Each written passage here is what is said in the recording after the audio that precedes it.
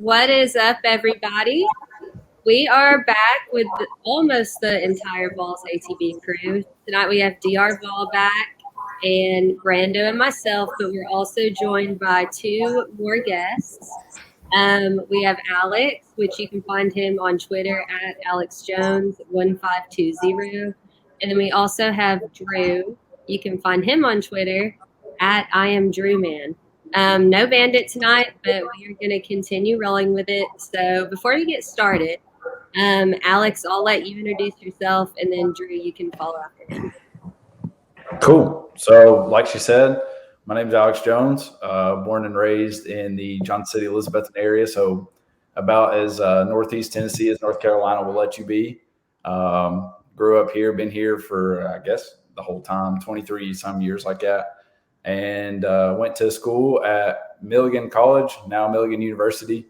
Played basketball there for a few years. And then I'm now at the University of Miami in PT school. So that's kind of where I've been for the last little bit in between here and, well, I guess Northeast Tennessee and South Florida. So it's a little bit about me.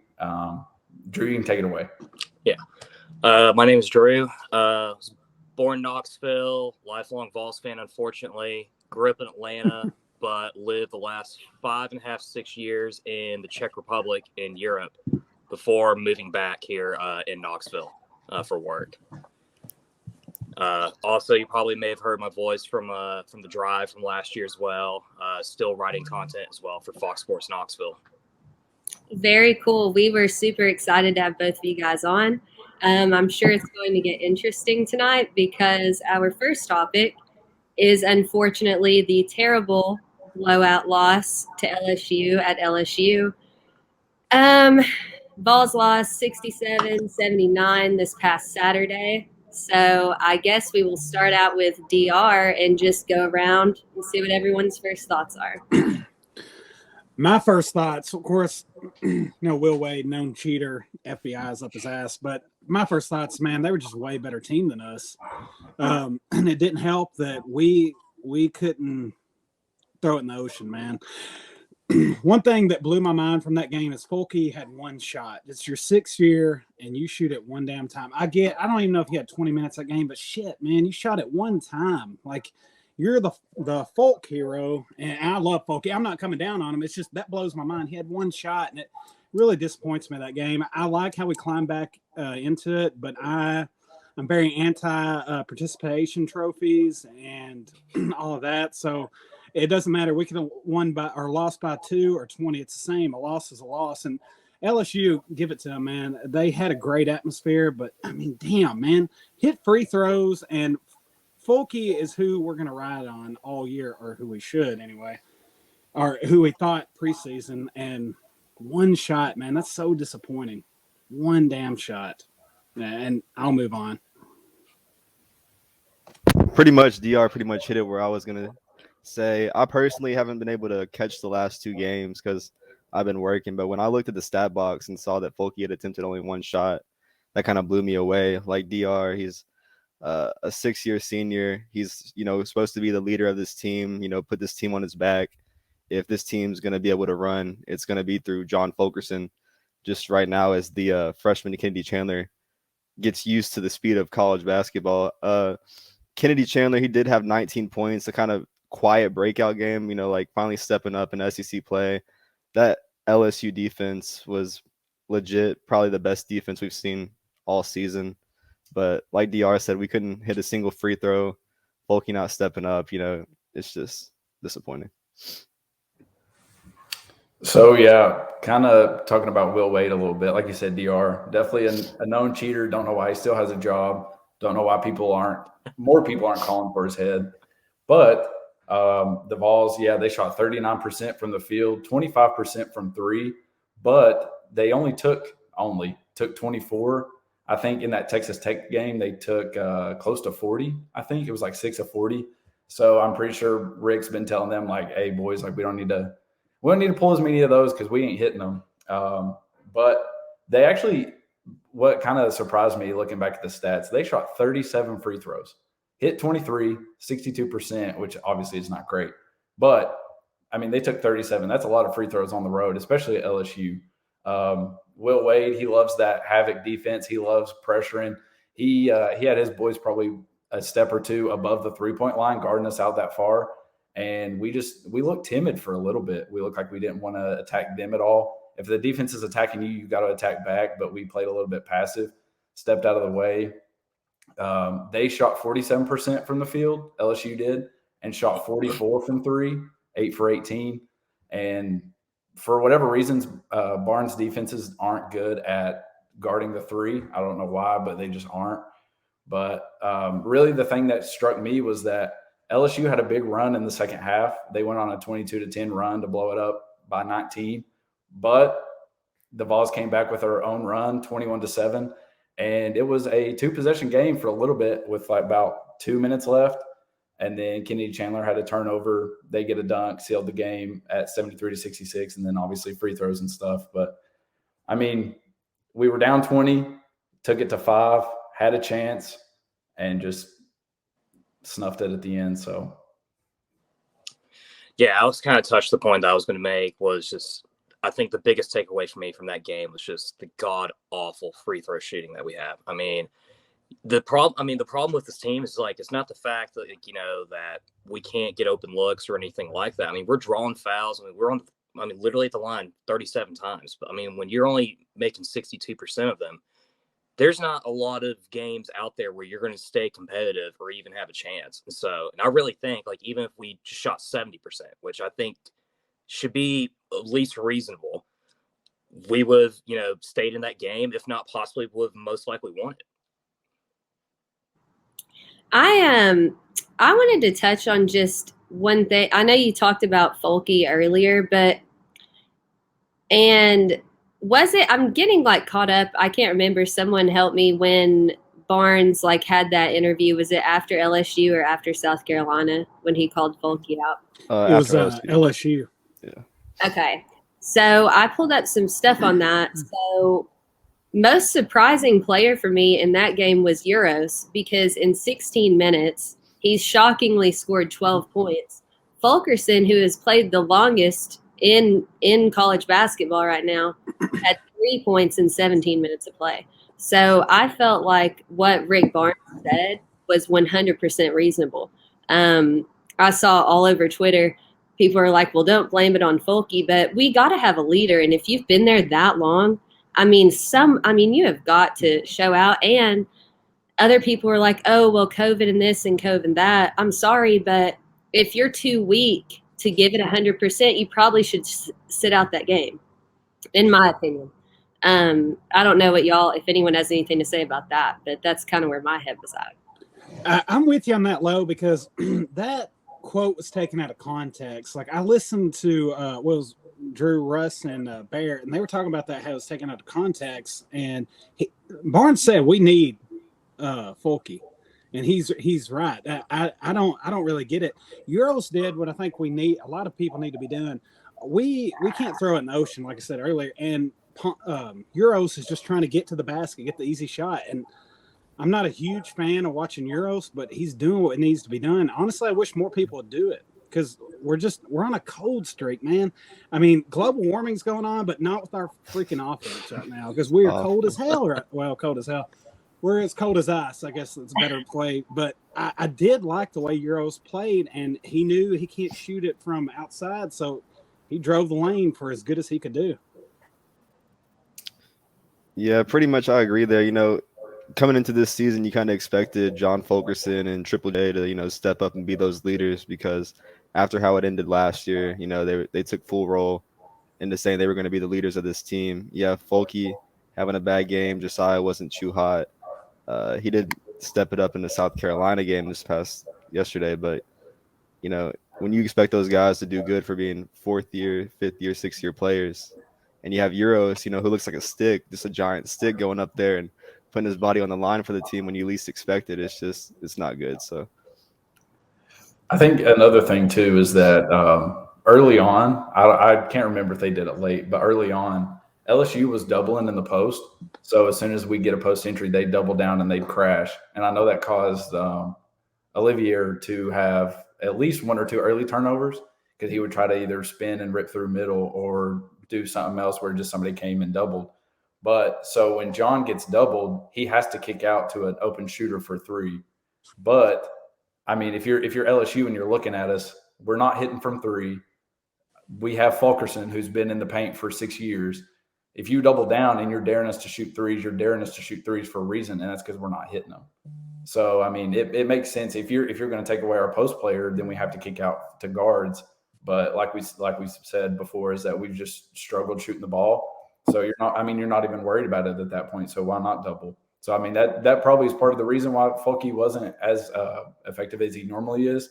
But still, good players find a way. I think the most frustrating thing for me is like the fact that, a couple of years ago when Folky was just like at his prime with us, like he was always consistent within those like 8 to 10 foot jumpers within inside the paint. And now it just seems like that part of his game is just non-existent now. And, he's not really a big guy. He can't really muscle, defender and anything like that. And so with the only thing of like that he can actually do, which is those mid-range jumpers, with that taken away, it leaves us completely we have no inside game whatsoever. And, I love Urosh. I mean, the guy is just an absolute madman, and he will get at least 3 hard-ass fouls over there. But, he's awful. I mean, he's just not a good basketball player. And so I love the effort, everything. But, I mean, that's one thing Rick Barnes is going to have to find a way is to develop Huntley Hatfield quick or just get another big man because we're in deep trouble in that regard.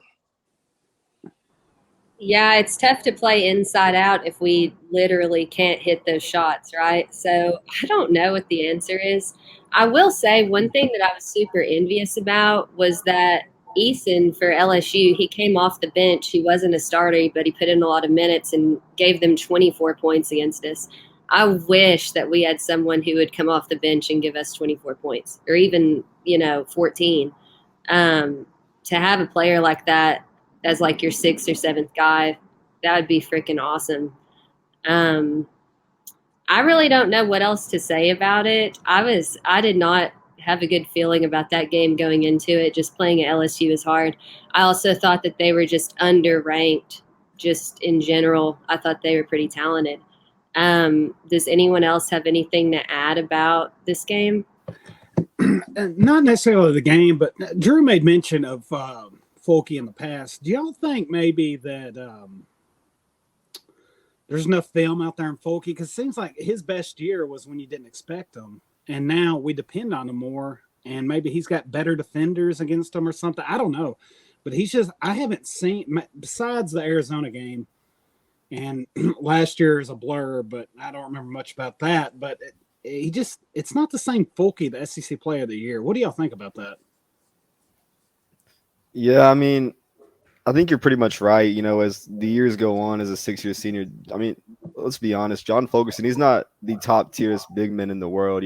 It's taken some time for him to get to where he is as a player.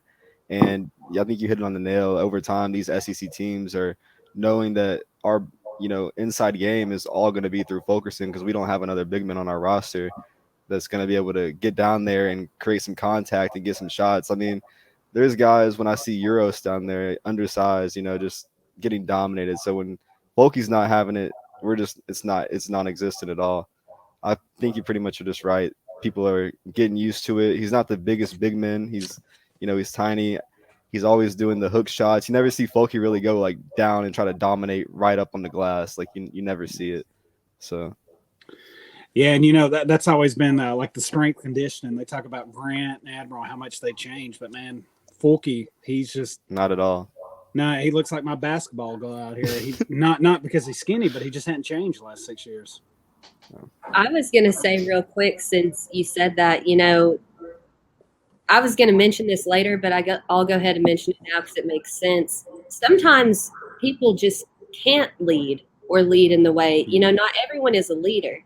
Not everyone has the personality to be a leader. Not everyone wants to be. Sometimes if you give people too much, then you expect too much from them, they get stressed out and they underdeliver. I don't know if that's the thing with him. None of this is like a Folky hate at all, but I'm just saying, I mean, he's been there so long, and sometimes you can't, not everyone can lead. So I'm not saying he can't, but just in general, something to kind of think about.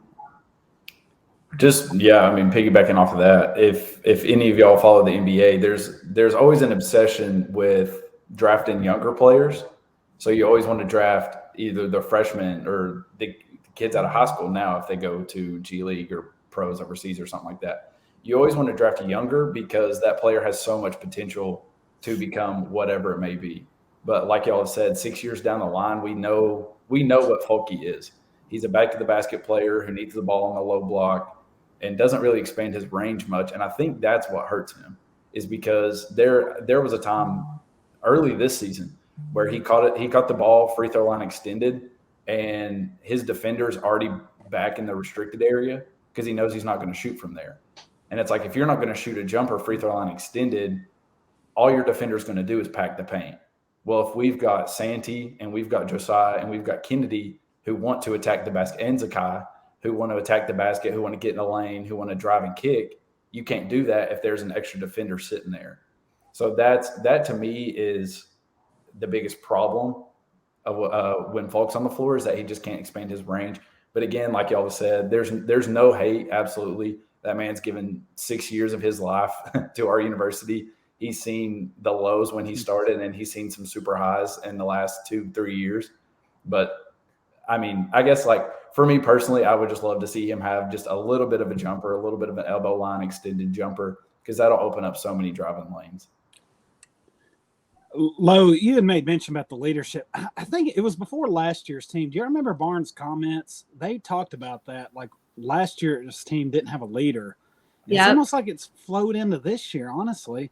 And again, this is the only time I'm going to say it. I'm not crapping on Folky. That guy has given me some great memories. But it seems like Folky or Triple J would step up and be a leader. But, I mean, Lo hit on it. Some people just they're not leaders. And honestly, I think that's the problem with this year's team like last year is we don't have a leader out there. Yeah, I agree with that. I don't see anyone and I mean, again, this is all just from what I watch. I have no idea. I'm not practicing with him, but I don't see anyone that's really stepped up and led like we always compare to Grant Williams and Schofield. I mean, they were dominant from the moment they stepped on the court. They were over there in each other's face. Hey, this is what you messed up here. This is, and they were doing it in a positive way. And I don't see anything like that. And I didn't see it last year. And I think that may be part of the problem. But I mean, you've got to find the right guy to lead. So I don't know. That was kind of rough. Bad memory. Terrible. Does anyone have anything else before we go on to last night's game? No, I'm good. Okay. So last night we played South Carolina. I thought it was a slow start. We only scored 30 in the first half. I know free throws are going to be talked about. We shot 44% from the free throw line, but we still won. So let's just hear everyone's first thoughts about that. Well, this kind of flows with what Lo you just said. You're talking about people coming off the bench. I think it was you, but we thought Powell was going to be that guy. He didn't shoot the ball against South Carolina, and this is an interesting stat from Trey Wallace. He's only had 8 shots in the last 67 minutes. And, that's not what we thought we were getting with him. I know a lot of preseason hype. I've heard several on Fox Sports Knoxville talking about. I honestly thought some of them he was our best player, and man, he doesn't even look like the same player out there. I mean, I'm glad we covered the spread and all that, so I'm happy with that. I just don't think South Carolina's very good, and I kind of think like how Will Wade has Barnes' number. I think Barnes has South Carolina coach's number. Honestly, Frank Martin. But it started out slow. I'm not gonna lie. I lean more towards the negative. I thought it was going to get bad, and I thought, oh, are you kidding me? We're going to lose this game because South Carolina, Vandy, Missouri, and Georgia, I expect to beat the hell out of them when we play them. And so I got a little worried, but, maybe that'll get us off going. I will say this. We have not scored 70 in league play yet, and I think we're going to have to do that Saturday. So that worries me. That worries me. Yeah, pretty much. I also missed this game too, but I did go back and look at the stats. Yeah, it's bad. Um, the the free throws is just awful. I think Dr said earlier we couldn't hit anything in the ocean, like just going backwards, put blindfolded straight.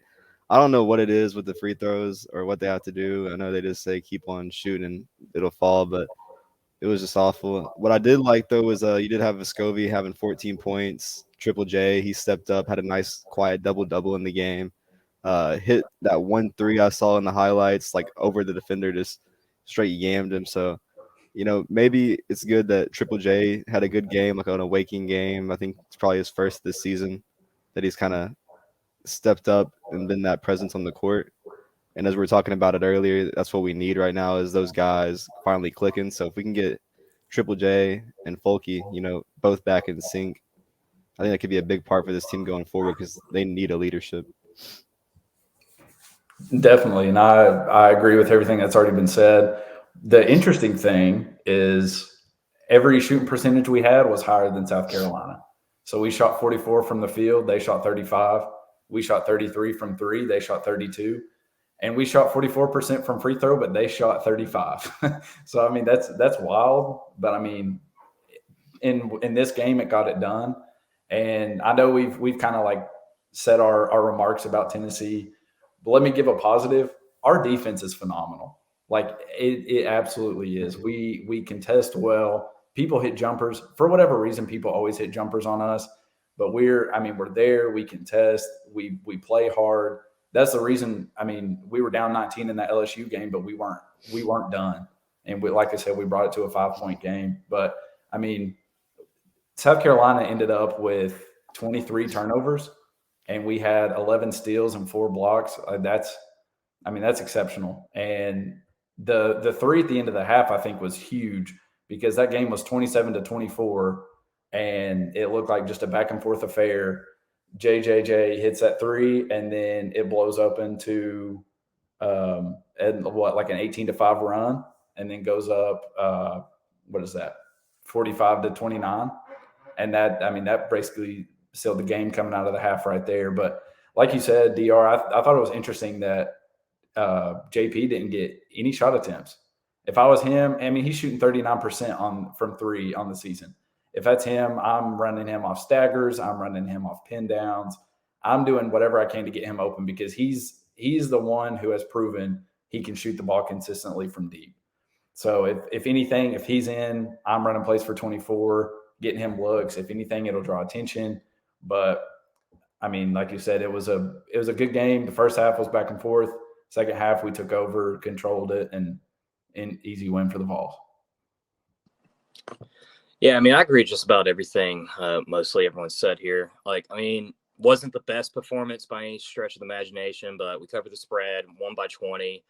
I mean, my biggest concern is shooting 11 for 25 on the line. I mean, it's just it's getting ridiculous. Like, I mean, we can't even make half our free throws. And I think the one other big concern I have is that, Zakai, did have 11 points and that was great. But like, I'm honestly starting to believe now that I think Sakai might be a better point guard for this team than Kennedy Chandler. I mean, Chandler only scored 8 points, and it's really concerning for me because this South Carolina team is not very good. I mean, they lost by 25 points to Coastal Carolina this year, so like they're awful in that sense. And like if Kennedy Chandler can only drop 8 against a defense like this has me really concerned going into Saturday against Kentucky.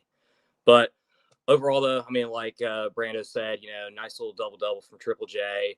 Folky got 10 points as well. It really looks like that anytime that these guys get double digits in scoring, that, like, we I think 95% of the time actually wind up winning the game. So we really rely on those two on showing up or at least having some sort of production. But, yeah, I'm, like, very concerned about Kennedy Chandler going forward, at least offensively. Yeah, you guys killed that. Alex, I was going to touch on defense a little bit, but I like that we held them to under 50 points. But like Drew said, I mean, they just really aren't a good basketball team. So I don't understand why we couldn't have just totally demolished them. One reason I don't know why we can't really hit our shots, but I have a theory, and I wonder Like, is it because that our defense is so good and they play so aggressively that by the time they get back, they just can't hit their shots? I don't know if that's even like a reasonable thought, but I'm just like, sometimes they play so hard on defense, they get back, they rush it, and they just seem like they take the wrong shot. Another thing I wanted us to talk about was the lineups that we are putting out.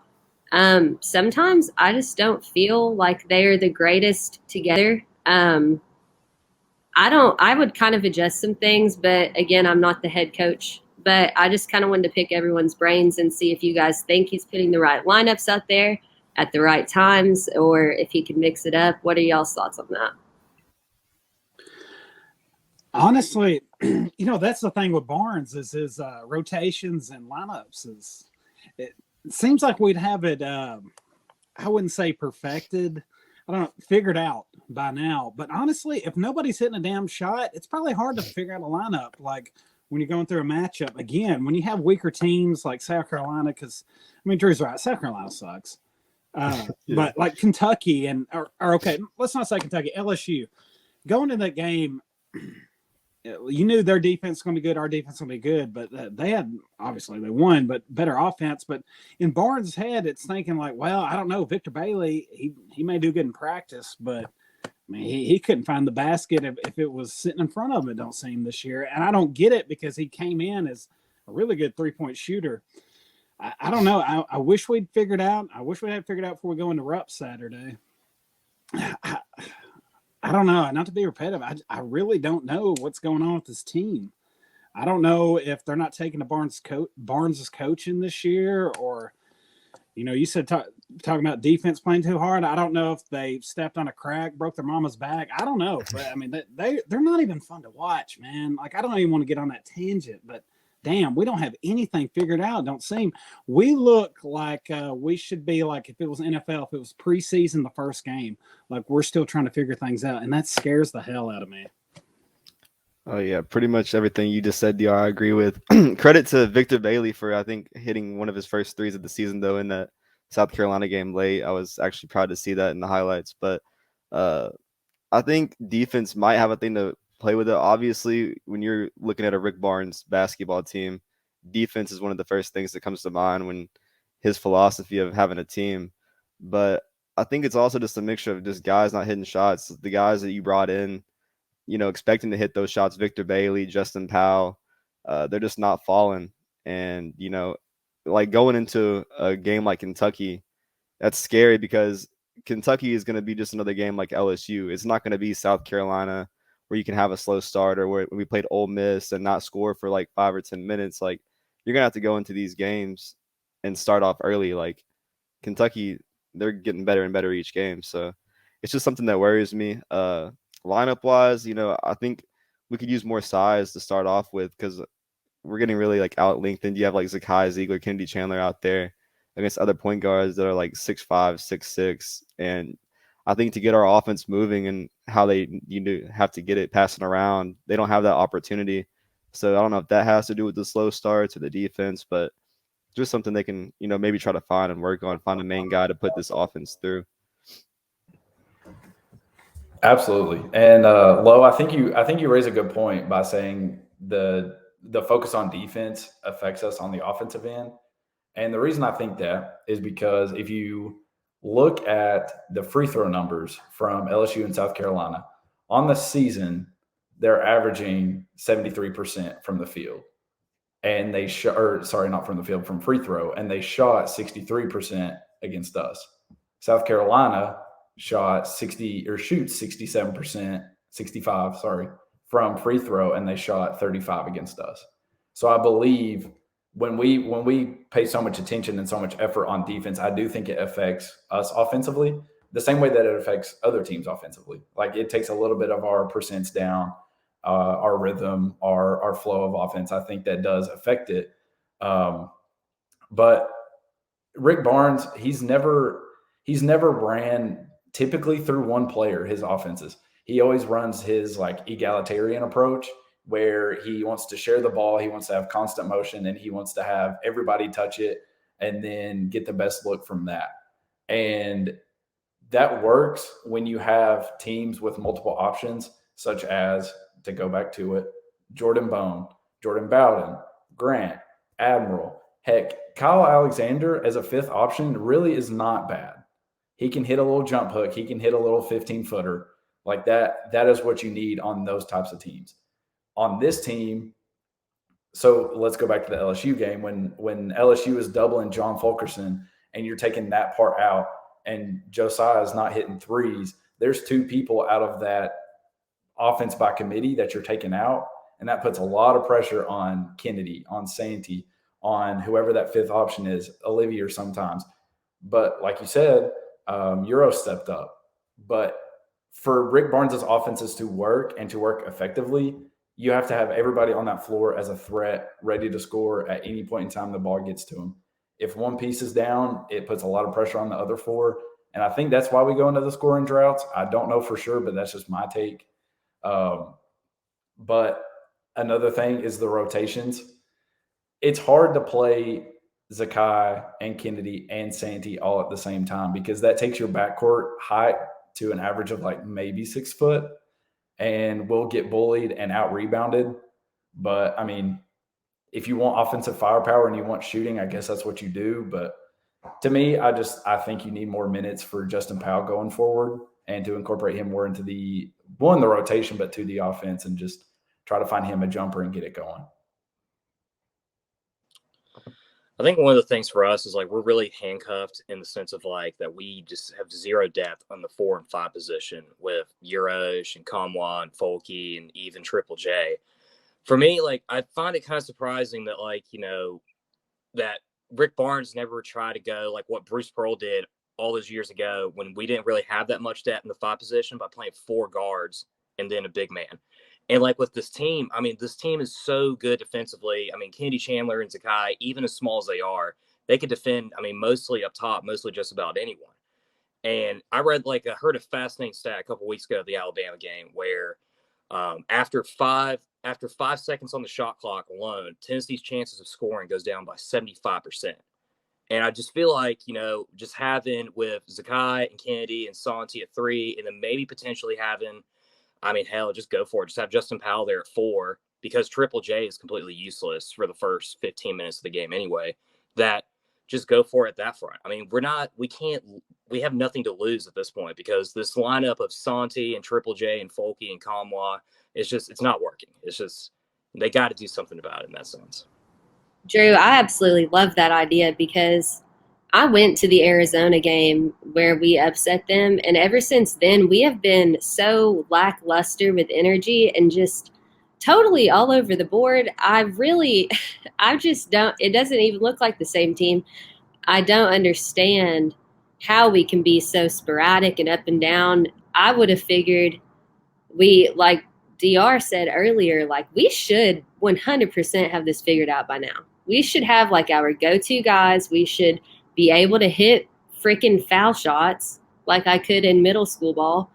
I really do not understand what has happened, but I hope they turned around. I'm not trying to be super negative. It's so hard to watch sometimes when you see all this potential and then they get together and then it just doesn't produce the best result. But with all that kind of negative rant being said, we still won last night. So a win is a win, even if it was ugly. I always say that. Does anyone have anything else on South Carolina? Drew, what was that stat again? If we don't score within the first, 5 seconds? What did you say? Jimmy Dykes said on that Alabama game like a couple weeks ago that like if we don't score within 5 seconds of like from the 30 shot clock, that like our chances of scoring go down by 80%. And like I started thinking about it the other day, and like, and I was at that Arizona game too. And one of the things that we got was that we would get those steals, and then we would go on a 3-1, fast break, and would always wind up getting a bucket. Well, when we try to play these, like, try to have guys set up and try to run plays, I mean, we're always running the clock to like 3 or 4 seconds left, and then, either Triple J or Zakai is shooting an absolute brick on that backboard. So that seems to me like that's on Barnes, don't it? To y'all, I mean, like he doesn't know what play to call, or maybe that's a Chandler thing. A point guard's your quarterback of the offense. I mean that's really concerning. I want to play devil's advocate real quick because a lot of people blame that on Barnes. But one thing that I personally feel like may happen, which I could be wrong, but I'm devil's advocate. So what it seems to me is like with Barnes teams, especially when we don't have a true leader, it seems like they don't ever control the pace of the game.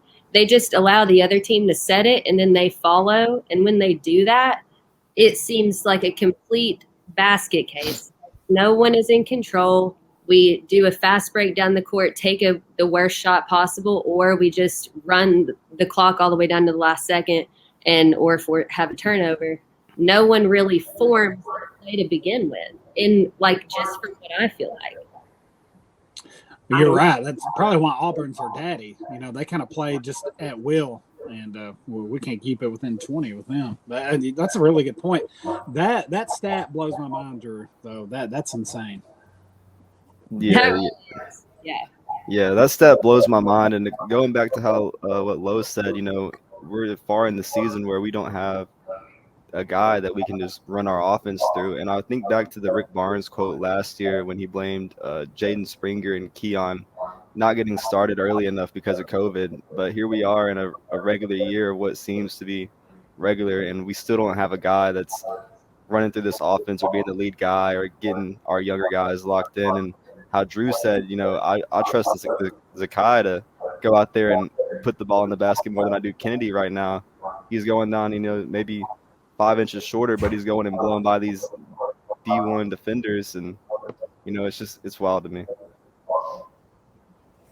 I'll defend us a little bit more and say that I believe you don't really know who your team is until you get in the thick of conference play, because you can schedule cupcakes all day in non-conference and not know anything about yourself, but you feel good because you're beating people by 30 and 40.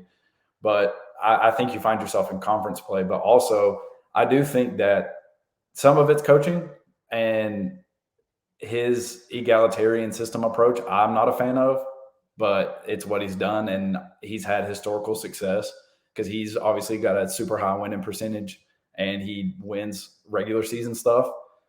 Granted, postseason stuff is different, but I think that some things happen organically, as in you find that player at the end of the shot clock who you're like, okay, let's get him the ball. He's going to get us a bucket, or let's get him the ball. He'll at least make a play.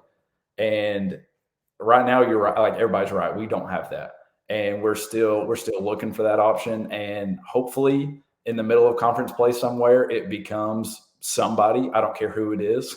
I just want to be able, with 7 seconds on the shot clock, I want to be able to throw it to somebody and be like, okay, I know he's going to score right here.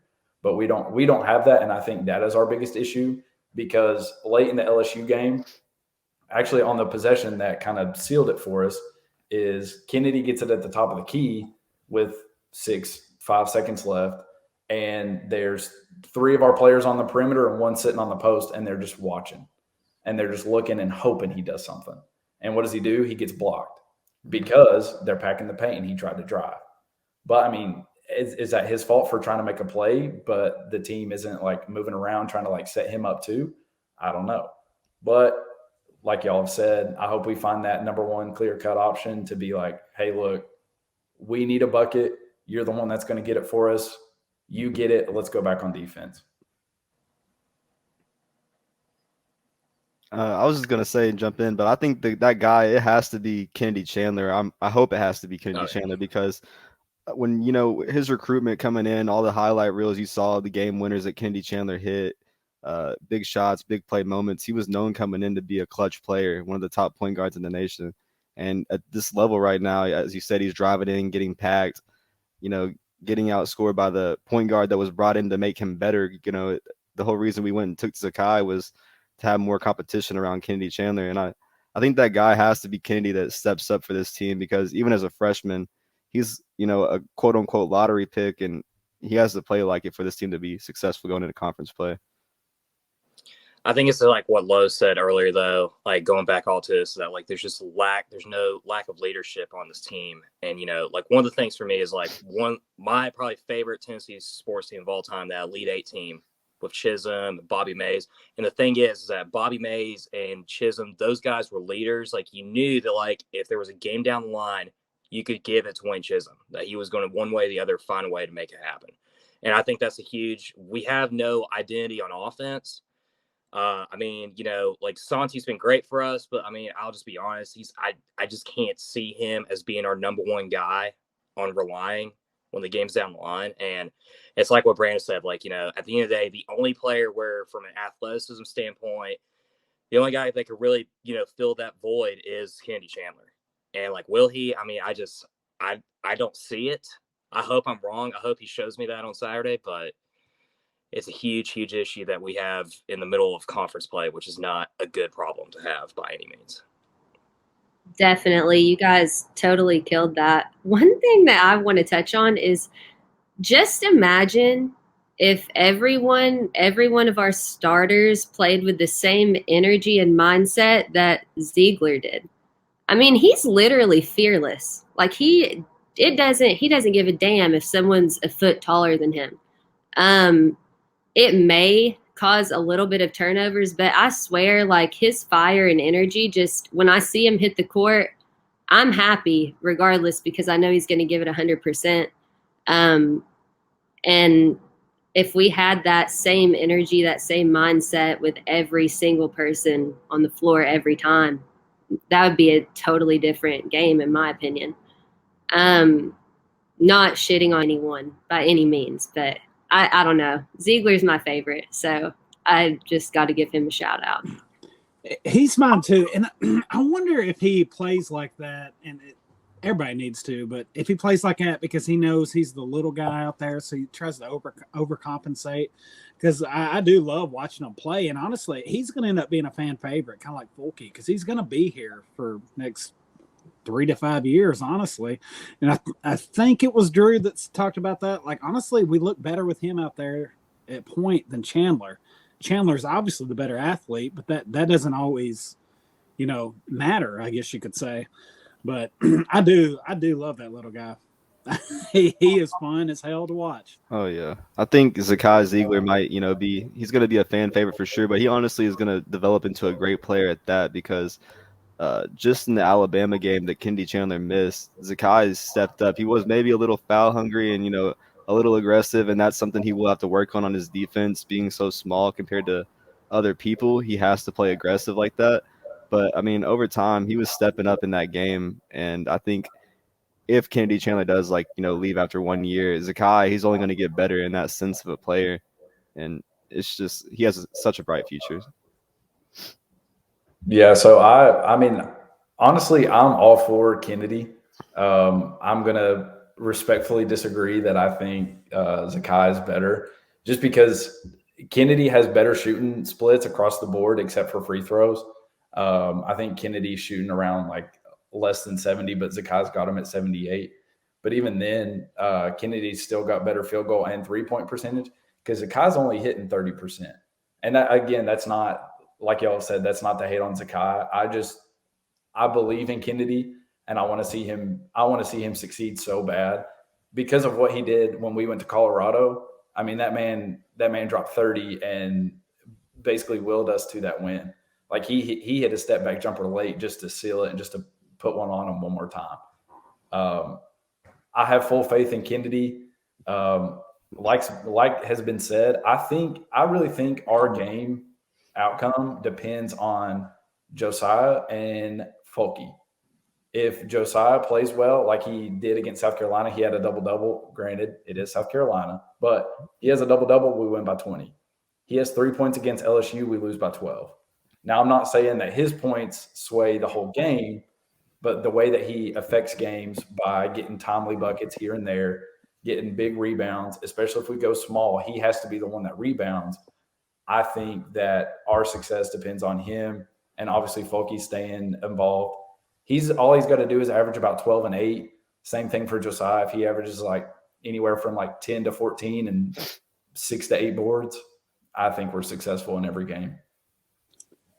Yeah, and I want to say this. Me saying that about Ziggler, I believe in Kennedy, but I believe in the Lord. But sometimes they both frustrate me. So I'm just going to put that out there. I agree. I don't not believe in Chandler, but I just love seeing Ziegler out there. I just think, honestly, they can both be out there together. I don't know. I don't give a damn. Figure out the lineup. I don't know. Figure it out. I'm going nuts. Yeah, it's not me either. Just trying to talk bad on Chandler, but since Colorado, I think his best game was against LSU, and like I said earlier, it was a quiet 19 points. But I think the key is going to be how he plays against a team like Kentucky this upcoming weekend, because that's going to be key. It's going to have to be Kennedy that steps up. Obviously, John Fulkerson and Triple J's play is going to matter. Everyone's play is going to matter because, like Alex said, this offense, it has to run through everybody. And this is how it works. It can't just be one guy, but it does start with Kennedy Chandler. And if he can put the ball in the basket and get down there against better competition than what he's used to. Yeah, that's the thing is, like, for Saturday, they got to set the tone early. One of the things that Kennedy did a great job at the Arizona game and the Colorado game was that we were able to set the tone and set the tempo up within 3 or 4 minutes of that game starting. And that's the one thing that we have been missing a lot. Hell, especially in that Ole Miss game. Oh my God. We got to find a way within the first couple minutes of the game to be able to just go out and get buckets and just set just this aggressive tone early on. If we can't, we're not going to grind out opponents, and we're sure as hell not going to grind out Kentucky. Yeah, I am terrified for Saturday. I hope they prove me wrong. Let's see.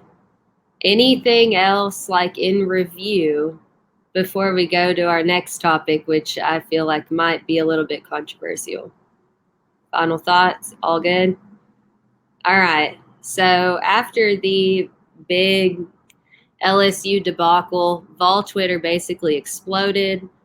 Half of the people wanted to fire Barnes. Half of the people are like, he needs to retire. The other half are like, it's not his fault. We've already all kind of touched on it some, but I feel like it needs to be addressed. Rick Barnes, what is the deal? What is everyone's thoughts? Do you think that we should replace him? Why or why not? Let's start there. This is definitely touchy. So I am a noted Bruce Pearl sheep.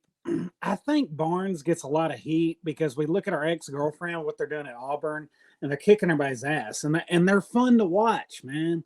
Like, I know we're going to lose, but let's be fun to look when we lose. I don't want to fire Barnes. I do think that, and I've heard this discussed a lot on the radio, I think we've peaked under him, honestly. That Sweet 16 team that we had. Look, we go into overtime against Purdue, and our best player is on the bench. I know he's in foul trouble, but stuff like that worries me. And Barnes is not known for a tournament coach. Hell, he had Kevin Durant. He didn't even make it to Sweet 16. I don't want to fire him, but I do kind of wonder. He stabilized the program, and it's in a much better position. It makes me wonder. Not saying we turned into Georgia basketball, but you know how Georgia got rid of Mark Richt. And everybody's like, well, he's getting 10 wins a year. But what would happen if they got somebody to go to the next level? And I kind of wonder that with Tennessee basketball, honestly. I don't want to fire him, but, if he retires next few years, I'm not going to be upset either. And I honestly, once we move past this, I want to hear what everybody thinks about who we want after Barnes. Yeah, I think obviously Vol Twitter exploded because I was at work, but when I did check my timeline after the game and I just, seeing the group chat and y'all's reactions, it's tough when you lose like that and you're expecting, year after year that it's going to take that next level under the program. But like DR said, I think pretty much we've peaked under Barnes that we can, but I don't know if that's a bad thing because all my life I never knew Tennessee of being like a powerhouse basketball program, but as I've grown up, I've seen them every year in a tournament making, maybe only to the Sweet 16, but you're getting 20 plus wins a season, you're getting into the Sweet 16, And when you talk about replacing a coach like that with a legacy like that and over 700 wins, it's not surefire that you're going to find a coach that's even going to get remotely close to that. And, I don't know who we'd go after, because you look at Texas when they fired their coach and went after the young guy and got rid of Barnes, and it's not really worked for them. I'm just scared of getting too tired of where we're at now and then replacing Barnes with a guy that can't do remotely what he can, if that makes sense. Yeah, it does, definitely. And one thing I want to keep in mind is, so the Vols rank number 2 on adjusted defensive efficiency on Pomeroy. I don't know if y'all are into advanced stats, but I'm a numbers nerd. But guess who ranks number 1 in adjusted defensive efficiency? LSU. So our offensive struggles against them make sense, like they do. LSU is always good defensively, especially at home. They've got a super rough crowd that wants to get involved. They want to get into the game. They're just itching for a moment where the game blows open and they can get involved. Will Wade always has them playing well at home. So I guess I understand the loss at LSU more. And back to the comment, Vol Twitter always blows up when Tennessee loses at any point in time. If one negative thing happens, it's always the end of the world. But to me, when you're gauging, or I guess grading a coaching hire, and you want to understand, do we fire him? Do we not? I always look at why we hired somebody. And I think that why we hired Rick Barnes was to right the ship from Donnie Tyndall, first off, Donnie Tyndall, and then Quanzo Martin, who we wanted fired midway through the season. And then he takes a hot streak into a Sweet 16 run and then leaves. But I mean, I think we hired Coach Barnes to right the ship, make us nationally relevant, and just make us stable for the next guy. I never thought that Rick Barnes was the guy to win us a national championship. I thought he was the guy who would make us a B+ job over a C+ or a B- where we have been. So right now, I think Rick's just kind of cooling it, doing at least what I wanted him to do. I think we just stand pat a little bit longer, show that we can commit to a coach long term, let him keep us in the top 20, the top 15, and then when he's ready to retire, or if something astronomically bad happens, we get rid of him and then we look for a replacement then. DR, like you said, I want Bruce back so bad. I'm sorry. I do. I never wanted him to leave in the first place. I think he got fired for bullcrap, especially after we see how the NCAA has defended both Will Wade and Penny Hardaway. Bruce got fired for wanting to feed a recruit, and they're shelling out thousands of dollars, and it's all fine and dandy, whatever. I want Bruce back if Barnes gets fired, but again, he's made his home in Auburn now. So, but final offer, I don't want him gone yet. And we wait until there's a can't miss prospect. This is one of the most frustrating things I have about this fan base more than anything else, is that we lose our minds anytime we lose a big game like that. In which, don't get me wrong, I was Maynardville mad, I was Farragut furious, Powell pissed off about last Saturday. There's no doubt about that.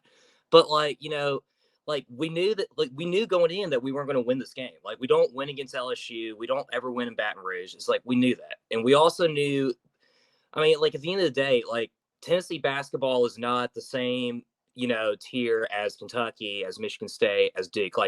We're at our peak right now, which I'm totally fine with. I'm more than happy to have a NCAA tournament team every single year. And at the end of the day, we're 11-4. We're still a top 25 team. People just got to pump the brakes, got to take a deep breath, and just got to realize it's going to be all right. I don't see any reason why we need to fire Barnes. He keeps on bringing good, talented players. Every year we're putting out NBA players. Even during Bruce's days, we didn't even do that, with the exception of a couple of years with Tobias Harris and others. But we just got to relax. He's done a phenomenal job given the circumstances, and ride it out. And honestly, just for the hell of it, just to see his fan base explode, I would want us to go after Will Wade. Oh my God. Oh my God. Okay, so you guys pretty much said almost everything. First, Drew, you said it. I wasn't that pissed off because I expected us to lose at LSU. I had no reason to believe that we were going to win that game to begin with. I log on to Twitter, I see an absolute shit show, so I proposed the question. I was like, okay, so everyone wants to fire Barnes. Who do you want?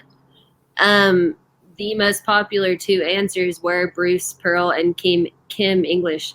When I ask people why, they say, well, Rick Barnes can recruit, but he can't develop them. But as Drew just said, look at how many dudes have been to the freaking NBA. We have so many former Vols in the NBA.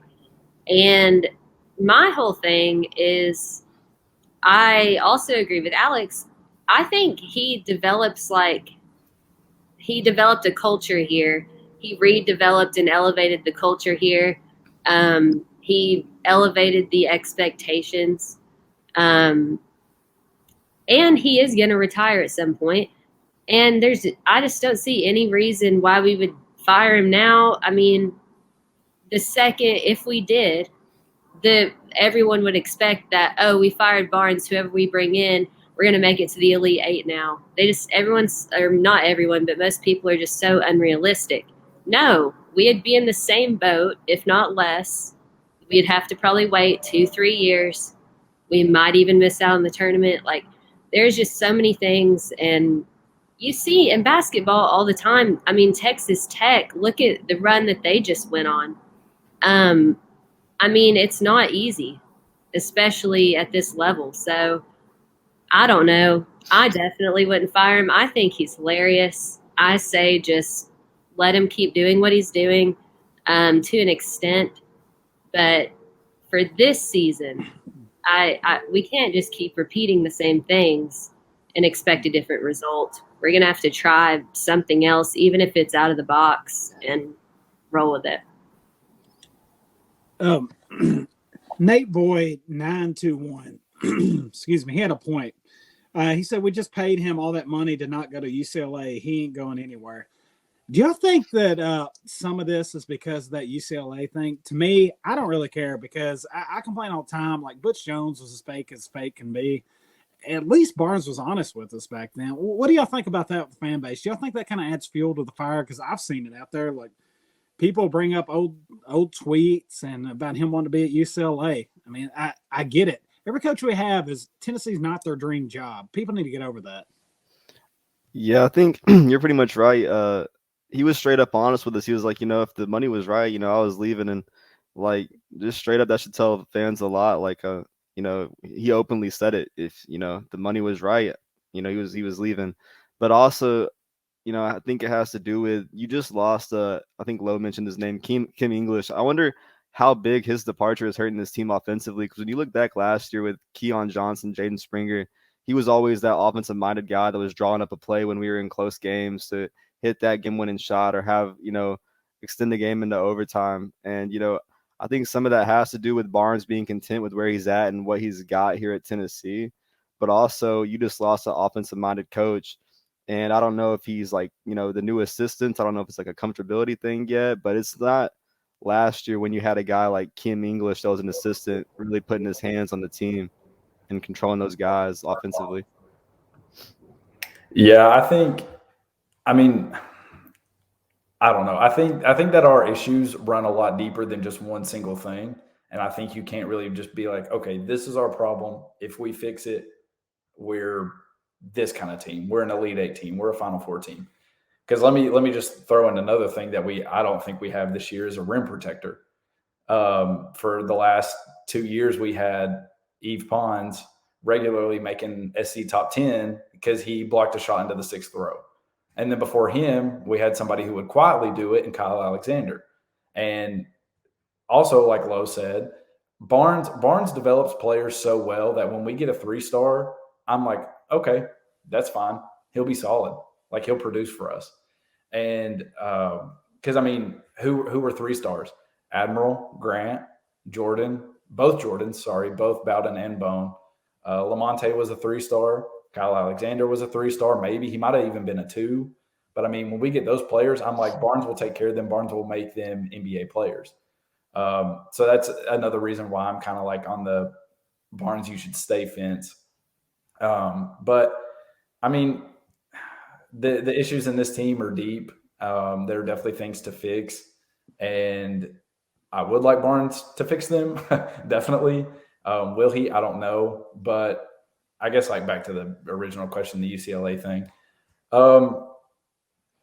I'm always for transparency, and I'm always for honesty. I would rather him tell us exactly what's going on so I know the state of things instead of giving us PR answers and then us figuring things out later through a tweet or a dropped headline from like Rocky Top News or whatever it may be. I would rather know exactly how everybody feels in every moment versus finding through third or fourth party.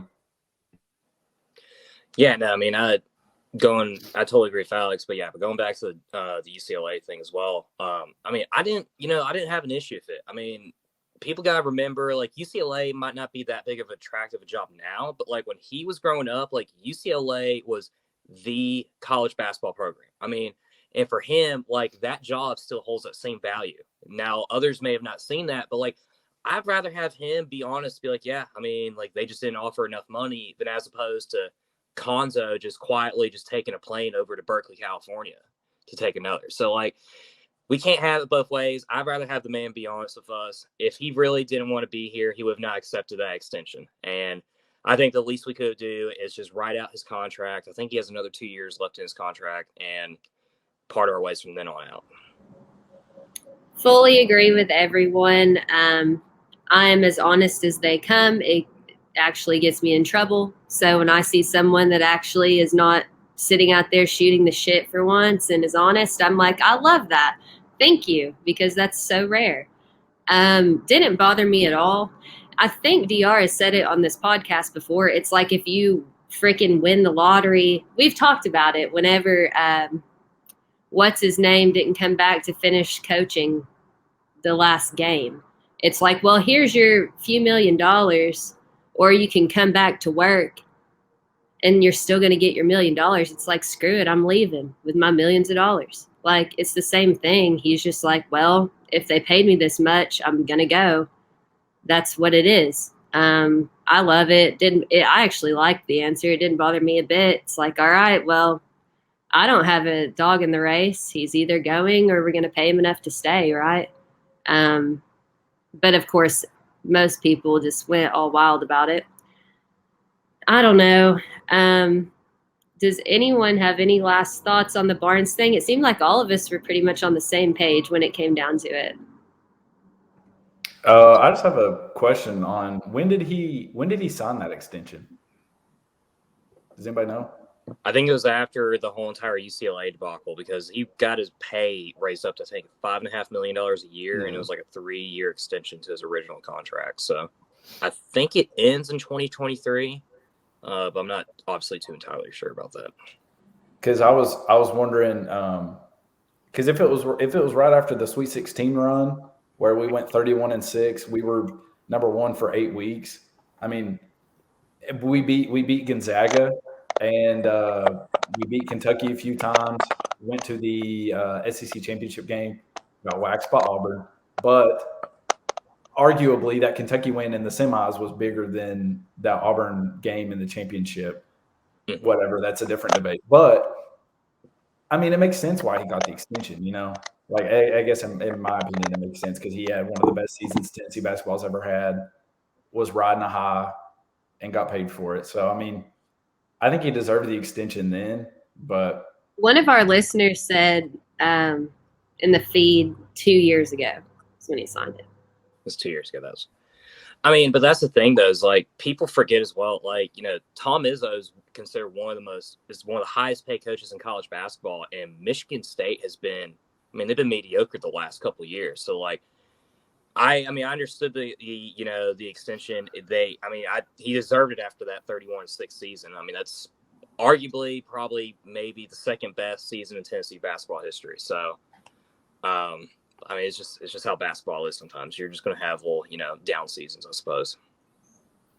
Yeah, I think it'll be interesting to see because I think what was it, Fulmer before he got the extension that he was ready to let him walk or something like that. So and you said he has about 2 years left on the contract. Danny White being new on the job, I think it'll be interesting to see how he takes his approach with the whole Barnes thing after his contract does run out, you know, where Tennessee basketball as a whole is at that point. Because if you're on the trajectory and you have a coach out there that's young-minded that can maybe get Tennessee to the next level, and you're Danny White, a guy that banks on your career on young coaches and having them as a proving point, like Nate Oates at Buffalo, you know, getting guys like Heupel, Scott Frost when they're young, unknown names. It'll be interesting to see what he does as athletic director here. You don't have to go into detail, but if Barnes retired tonight, who would you want? Reasonable, because unreasonable, I want Bruce Pearl, but reasonable, I want to hear everybody's answer.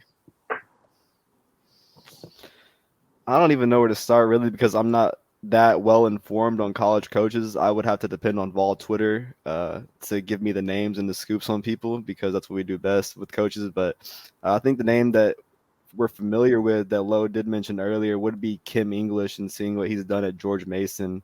I feel like he might know the area well by now if he was to come back. The thing is he ready for that kind of job? I don't know. But me just talking about how Danny White likes those young up-and-coming guys, Kim English, a guy that's well-known and loved around Tennessee after his time here offensively, I think it'd be worth a shot. But then again, I'm sure there's a lot more coaches out there that could be better than Kim English. You know, I have no idea, but I would say Kim English. I don't know. Yeah, I mean, I also don't know, because one, I'm not looking for Barnes replacements right now, and it's also I guess it's hard to know like who's actually interested in leaving their current job until you hear a rumor about something, and then you're like, oh, let me follow this little rabbit hole. But like Brando said, George Mason with Kim English, I mean, they had that big win back in November over Maryland on the road while Maryland was ranked. You know exactly what you're getting with Kim English because he's a Barnes disciple. He's been around the program. You know his personality, like what he's going to do. That he'll have a good, clean program, good stuff like that. But I'm all for Pearl. I'm sorry.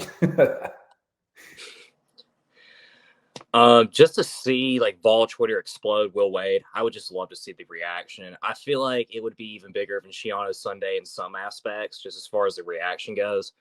Realistically, I would honestly say either Rob Lanier, who was the former assistant under Barnes after Grant Williams' Schofield year from Georgia State.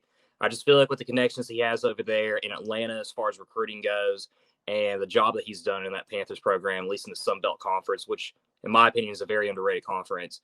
He's done a decent job there. And if not him, honestly, Steve Forbes from Wake Forest, I think would be a great hire as well. Drew, you took mine. See, everybody's talking about Kim English. Like, to me, I would rather have Rob Lanier, but my number one choice is Steve Forbes. He was here with Pearl, and, you know, if you can't have Dr. Pepper, let's get Mr. Pibb. And Steve Forbes, man, and he's older. That's what I was looking at now. He's 56 right now, but I don't really think you can judge him on Wake Forest because of where he's at. But that would be my choice. But I love that Drew said Rob Lanier because I really think he's going to be a damn good coach, and I would much rather have him over Kim English right now because, you know, Kim English, they beat Maryland, but then they lost like 5 or 6 straight after that. And I like Kim English. He was a great asset to our program. And one of the people that's watching our live feed talked about that, how we went down since he's left. But I do think he would be a better choice, Rob Lanier, than Kim English. But number one, if you can't have Pearl, I want old Stevie Boy Forbes. Okay, so this isn't really like a shot at any of us because we were all on the same page about like not firing Rick Barnes, but pretty much all the people who said that they wanted to fire Rick Barnes wanted someone who was trained under Rick Barnes. I don't understand where their philosophy is there. It's like, oh, Kim English. I'm like, okay, so you're upset with the way that Barnes coaches, but then you want to bring in a former assistant, and what are you going to expect there? And on top of that, they don't have head coach experience, and they damn sure haven't been in the game as long as Barnes. So I'm also with Brando. I haven't really looked too hard into that in terms of who would replace him. But I do think that's kind of silly to be like, oh, I'm sick of Barnes, but let's bring in one of his former assistants. Unless they were just thinking that they have a different pace or they have like a more upgraded game because Rick Barnes has been around so long. But nonetheless, I don't really know. I haven't looked too far into it, but I'm sure you guys provided plenty of good options. Lo, do you think that's because of Barnes' age? Because I've never thought about that, but you're right. Like we see his replacement as one somebody that was under him and thinking he's better. Maybe that's because they're younger. I mean, I don't know. I don't know, but I that just kind of popped into my head, and I was like, well, you know what? I'm gonna freaking say it because it doesn't make a lot of sense. Yeah. So That's one thing I will give to Barnes is with his coaching trees. I mean, lately, like everyone's been going on to be a head coach. You have Kim English, but I didn't even mention his name. Desmond Oliver at ETSU. Like, there's multiple coaches that come into this tree, and I wouldn't be surprised if the guys here now with their AAU backgrounds, don't go on with their recruiting capabilities. Like, we haven't really seen it, but behind the scenes, like they're really plugged in, and that's one thing he's been really good at is adapting to the game of the AAU and getting those kids on campus. I feel like. Hey, while we're speaking basketball, let's just go ahead and shout out the Lady Vols. Yeah. Sitting atop the SEC, sitting at 15-1, 4-0 in conference play, winners of their last 6. Let's just go ahead and brag on them a little bit. Looks like they're returning to dominance. Good to see them back on top of the college basketball scene. So I agree. The 15-16 season. So Sure. Okay. So anything else on this coaching thing? Because we have just a couple of questions from like our listeners. Good. Good. All right. So I'm going to give this a shout out at Brian Young _5. He asked us what has happened or what has to happen to get our shooting back on track. Is there a mentality issue with this basketball team? There seems to be no confidence. I feel like we talked a lot about that, but if anyone has anything else to add to that question, feel free. Otherwise, we can move on. I just want to say, like, we pretty much covered about how if the defense might affect it or not. And, honestly, we won't know until if they try to change up how they play defense. But honestly, the defense works the way Barnes coaches. So, but I think all you have to do, and people are going to say it, everyone's been saying it, but you just got to keep on shooting and hope that they're going to fall. Because when the season started, it was about, hey, we're going to change this up and lift up by the 3, die by the 3 to shoot. And one thing with Auburn, they'll have games, how we talk about Auburn and Bruce Pearl, they'll live and die by the 3, but they'll have games too where they don't hit those shots, and those games are their losses where they do have fun. But when they're effective, they're hitting shots, they're shooting, hitting everything. And I think back to that conference championship game where I don't even think they missed a shot for like 5 minutes. I'm just hoping that, translates over here with us and shooting, and that, Santee and Kennedy and Zakai and the guys can just hit shots. Yeah, I mean, I think this is going to be like way out left field, but like I honestly think like the one thing that would really help us try to get out of this funk is like finally start making our damn free throws. Because I mean, we're driving in the basket, we're drawing fouls, we're getting wide open looks, but we can't convert on the line. And I really believe, like, if we just start making them, like our players will start thinking, have this mentality that, they can get buckets, they can get points in every possession. And I think it will translate later on in more of the whole entire offense as well. Drew, that's an excellent point because that's the highest percentage shot, right? So if we can't make that, then where's your shooting confidence at? I love that point. So next question, since we already mostly covered that one, at BRA Vols, I guess it's Bra Vols, I don't know. He asked us how we think the relationship is truly between Rick Barnes and Kennedy Chandler. I wrote this down. I just put growing. I mean, I know he's recruited and all that. I mean, they've never had to interact as a player coach. It's usually the coach and recruit. I think it's growing. I have no idea. We're not behind the scenes. I hope it's improving. Growth and improvement can go hand in hand. Because, like our struggles right now, and Drew's right. Like, I think he said we're like 11-4 right now. I mean, if we come out and start balling out end of the year, SEC tournament, regular tournament, we're not going to remember all this crap. I hope it's good, and that's all I got on that, honestly. Yeah, I'd agree with that and say that it's a growing relationship. I mean, when Kennedy does get subbed out, you'll see Barnes, stopping him and being like, hey, like, you got to do this, you got to do that. And I think people have to understand that as a freshman, there's going to be a lot of that. I know a lot of people will think that Barnes coaches too hard or is too mean and too aggressive with what he says, but I think he's doing the right thing. It might be something that Kennedy's new to as well, going to this next level of basketball. And not really used to that kind of coaching. When at high school, he was just a star and levels on levels better than these kids. But I think Rick's doing it out of goodwill. He's not trying to just trash the kid. He's just, he's trying to get him to play to his potential. And I think over time that coaching is going to get to Kennedy and hopefully, he starts balling. Yeah, 100%. I agree with DR too, and saying that I think it's growing because Barnes is known to be tough on his point guards, and he is known to have point guards come in and be like, the point guard always says, well, I want to be coached by him because I know he'll be tough on me. I know that he's gonna instruct me the correct way on how to play this position, on how to be successful, this, that, and the other. So I think it's definitely a developing situation where they learn what they can and can't say, how they can and can't say something. I still think it's definitely fluid and definitely growing in that sense. So as long as Kennedy can take the heat, take the criticism, there's definitely a lot of praise to come from Barnes, because when his point guards are succeeding, he definitely makes it known and he definitely gives them praise and credit for that. So I think it's growing and developing and definitely something to watch going forward. Yeah, I mean, I agree with just about everyone here. It's definitely a growing progress. They're definitely not holding hands and singing Kumbaya, kind of like how, Jeremy Pruitt and Jarrett Garantano were.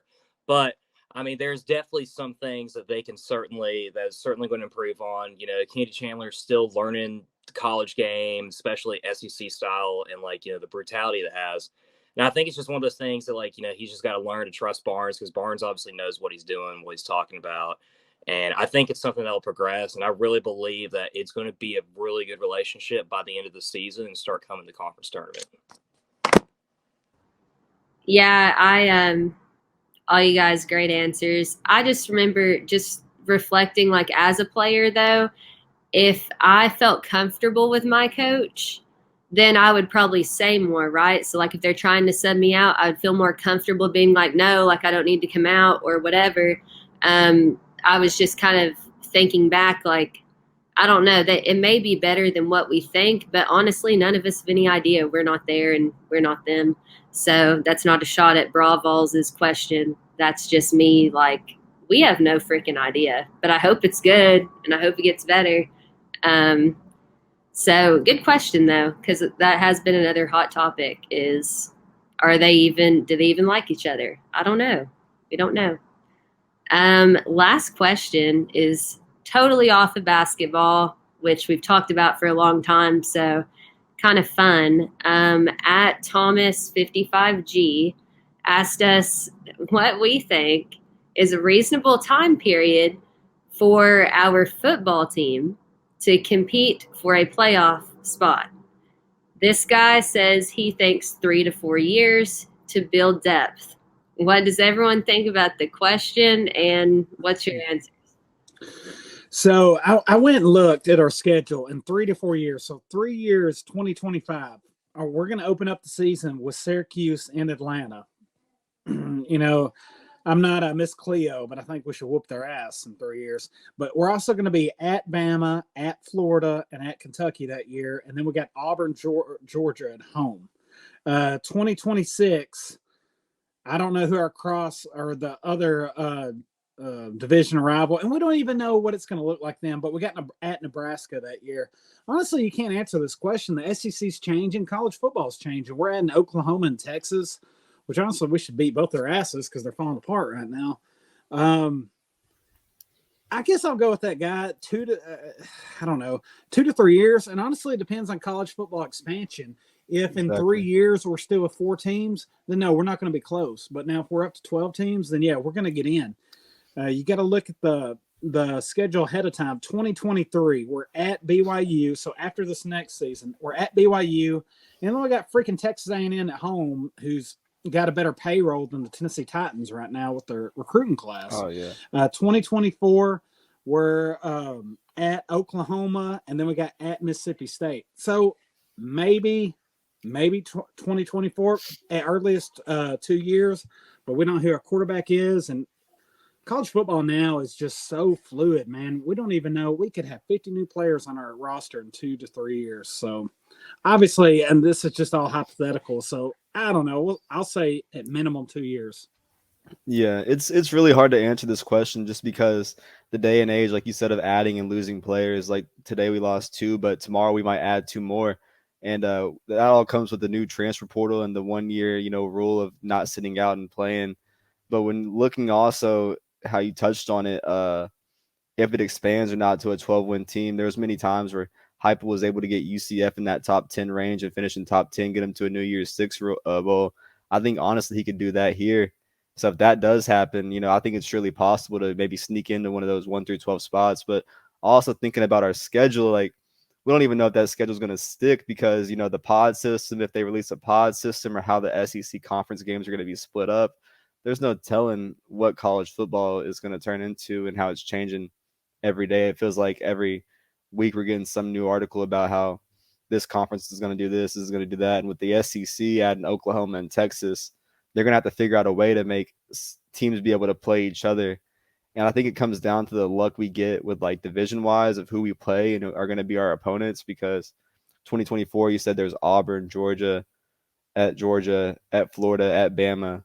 And, being a team that plays that kind of schedule every year, it's literally we're the only team that has to go through that kind of pain of playing each one of those teams.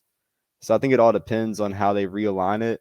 If we can get the pods that people have predicted us in, like a Alabama, Auburn, Tennessee, Vandy, or how they do it 4 teams, it just all depends how it comes of how they pick and choose the SEC play and the seeding. I think they're definitely going to expand 1 through 12.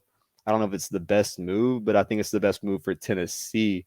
Maybe not college football, but if Tennessee wants to get back in that spot with their cards that they play against, it's going to have to be in that kind of area.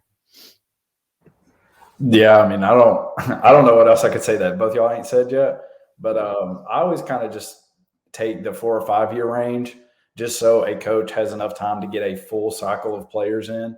So he's got freshman to senior, and then hopefully in that 4th or 5th year, you can find a couple of star freshmen or a couple of star transfers that you can bring in, plug and play real quick, get them going, and then they elevate you to that next level. So you have the framework for a good team for a 9-3, 10-2 team 3 or 4 years in, and then that 4th or 5th season is where you get those star players that come in, take you to that next level, and get you to the promised land.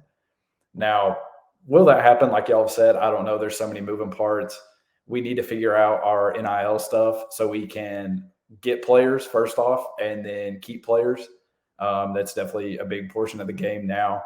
And honestly, I don't know how Tennessee doesn't sell itself with the community following, the social media following, and just the sense of community around the whole state. Like, I mean, the whole state loves Tennessee from what I understand, except for Memphis, maybe.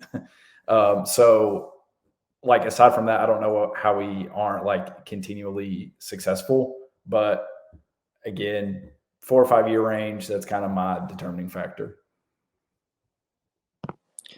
Yeah, I mean, honestly, I'm even more pessimistic than everybody here. I think we're probably at least 6 or 7 years away, realistically, on even having a sniff in the college football playoff. And the reason I say that is because, you have a lot of these teams like, a lot of people want to talk about how Kirby Smart was able to take Georgia within his 2nd season to the college football playoff and national title. But the difference is, though, is that Georgia always consistently recruited top 10, top 5 classes. I mean, they even had number 1 classes under Mark Richt. And the difference with us, like, we've struggled in the recruiting aspect a lot within the last 10 years, especially. And I think it's just one of those things where we just have to continue to go on the recruiting and the only way we can really start beating out teams like Alabama and Georgia is where we beat teams like Florida and Kentucky on the field and consistently get 9 or 10 wins. And then after that, after a period of time, and you get those recruits and get those top 5 classes, we can. But it's like what Brandon says. I mean, we're playing Florida and Georgia and Alabama every year. I hope this new pod system, whatever it is, I have no clue what it is, if I'm going to be honest with you.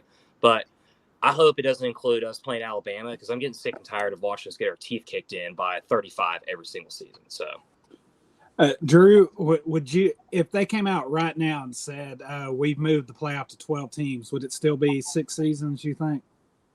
Yeah, I mean, maybe 5 if that's the case. But, like, you got to have, I mean, at least 2, 3 just lines of depth in every position to be able to go out and consistently rotate and play against those teams. And that's the huge issue, you know, not obviously this year especially, but, like, especially in 2016 with, you know, Kamara and Hurd and Dobbs, is that we had 0 depth in that offensive line and 0 depth in the defensive line outside of a couple players, and it killed us in that middle of the season where we played A&M and Bama and South Carolina.